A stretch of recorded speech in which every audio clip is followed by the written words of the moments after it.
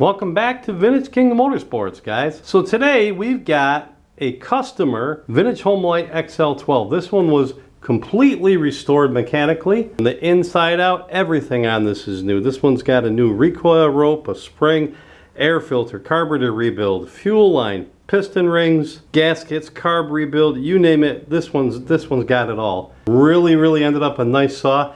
This is a new old stock Homelite 20-inch bar, and the chain is a brand new Oregon. So I know what you're thinking. Let's fire it up.